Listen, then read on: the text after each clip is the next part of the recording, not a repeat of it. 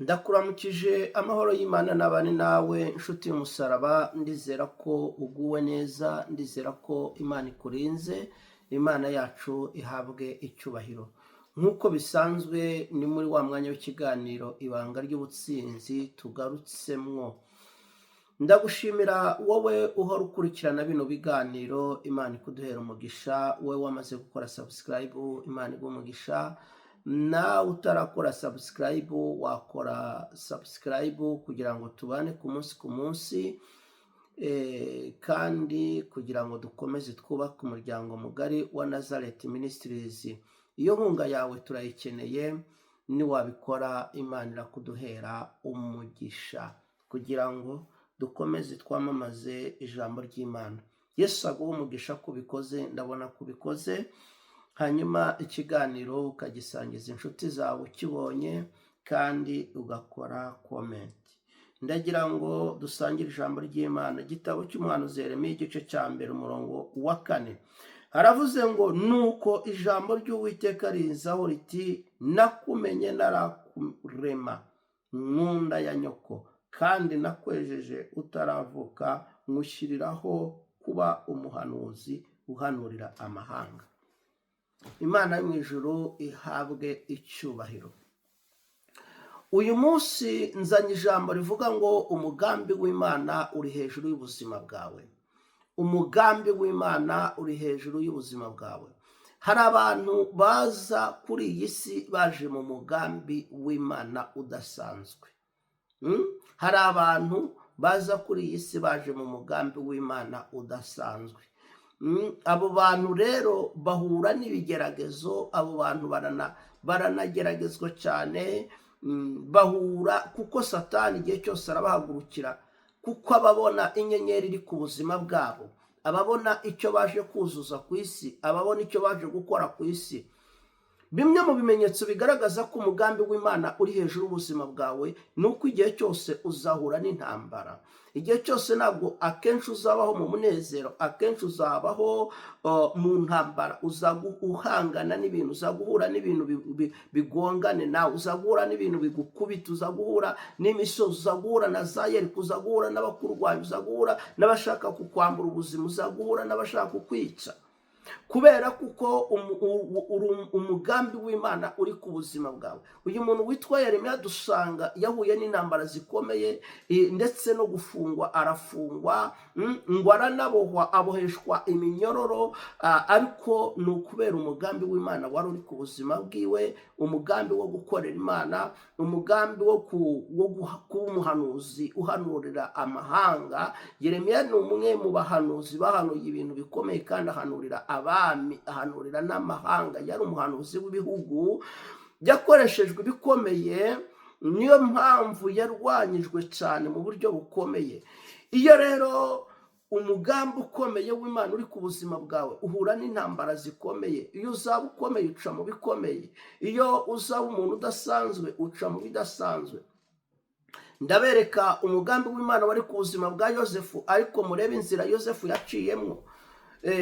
Bimwe mu bimenyetso bigaragaza ko umugambi w'Imana uri ku buzima bwawe ni uko igihe cyose uzahura n'intambara. Igihe cyose ntabwo uzabaho worohewe, bazaguhagurukira, uzarwanywa, uzahura n'imitego, uzahura n'abakuraho, uzahura n'abashaka kukwica. Ariko ibyo ntibizaguca intege. Ujye umenya ko ahubwo uri mu nzira nziza yo kujya gukora ibintu bikomeye. Uri mu nzira nziza yo kuba umuntu udasanzwe. Nashaka kukwibutsa rero ngo umugambi w'Imana uri hejuru y'ubuzima bwawe. Noneho iyo umaze kumenya ko umugambi w'Imana uri ku buzima bwawe, urahaguruka ugakurikirana wa mugambi. Urahaguruka ugakora icyo wakabaye ukora mu gihe cyacyo. Iyo umaze kumenya ko umugambi w'Imana uri ku buzima bwawe, ntabwo wongera kugira ubwoba, ahubwo urahaguruka ugashyira mu nshingano wa mugambi w'Imana uri ku buzima bwawe. Iyo umugambi w'Imana wamaze kumenya ko uri ku buzima bwawe, ntabwo wongera kuba umuja, ahubwo urahaguruka ukiganzura, ugasohoza umugambi w'Imana ku buzima bwawe. Igihe igihe bafata yosefu bashaka kugira ngo baburizemo wa mugambi w'Imana, ariko ntabwo byakunze. Mose yavutse mu mugambi w'Imana, aca mu bikomeye. Murazi mwese inzira Mose yaciyemwo, kugera n'ubwo bamujyanye mu mazi mu rufunzo akajya guhishwayo, kunyegezwayo, ariko umugambi w'Imana umuvanayo, umugambi uramurinda. Ndashaka kukubwira ngo umugambi w'Imana urakurinda. Iyo ukuriho urakurinda. Umugambi warinze Moses umurindira mu mazi, umurindira kwa Farawo, kugeza kuze wa mugambi w'Imana awushyira mu ngiro. Icyo Imana yari yamuremeye aracyuzuza. Uyu munsi ndagira ngo nkuhindurire, nkufashe guhindura ibitekerezo byawe. Fata akanya usenge, ubaze Imana ngo Mana, umugambi wawe ni uwuhe ku buzima bwanjye? Umugambi wawe ni uwuhe ku buzima bwanjye? Yeremiya yagize umugisha, Imana ivugana nawe iramubwira ngo yewe Yeremiya, ndagira ngo nkubwire uyu uhereye umunsi ntiwongere kusuzugura. Hari umugambi wanjye ukuriho nakwejeje. Hari n'igihe abantu babaho mu buzima bwo kwisuzugura, bakavuga ngo ubuse ko ndi umunyabyaha, ubuse Imana yanyumva, ubuse ko nagendeye muri ibi na biriya na biriya, Imana yanyumva. Ariko reka nkubwire ngo Imana yo mu ijuru igufiteho umugambi. Ni ukuvuga ngo amaraso ya Yesu Kristo akuba hafi, upfa guca bugufiya, upfa guca bugufi uko bati nakosheje. Amaraso aguma kweza, amaraso aguma kweza, kugira ngo wa mugambi w'Imana ubugeremwo, ushobore kuwinjiramwo. Fata akanya usenge, ubaze Imana ngo niki wandemeye gukora kuri iyi si. Iyo umuntu ataramenya icyo yaje gukora ku isi, abaho ibintu byose abivangavanga.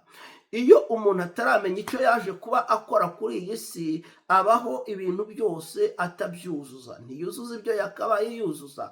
Uyu munsi ndagira ngo nkukangure ibitekerezo. Fata akanya usenge, nushaka uba umunsi umwe, nushaka uba iminsi ibiri, ubaze Imana ngo Mana, naje gukora iki kuri iyi si? Ubaze Imana ngo n'icyo unshakaho.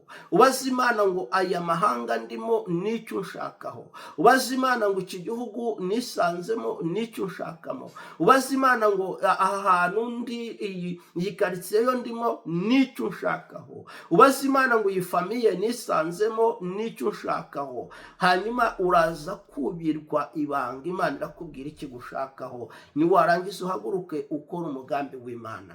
Imana iguhe umugisha, Imana ikugirire neza. Kubwira ijambo risangize inshuti zawe. Nashaka kukwibutsa ko hejuru y'ubuzima bwawe hari umugambi w'Imana. Ni nayo mpamvu warinzwe, ni nayo mpamvu utarapfa, ni nayo mpamvu Imana ikiri kumwe nawe. Ni ukuvuga ngo igufiteho umugambi. Haguruka rero wuzuze umugambi w'Imana. Yesu akugirire neza. Data, ndagushimira kubwira ijambo, nirihekezwe n'imbaraga zawe. Umuntu wese uryumvise rigira icyo rikoze mu bugingo bwe. Mu izina rya Yesu dusenze twizeye, amen.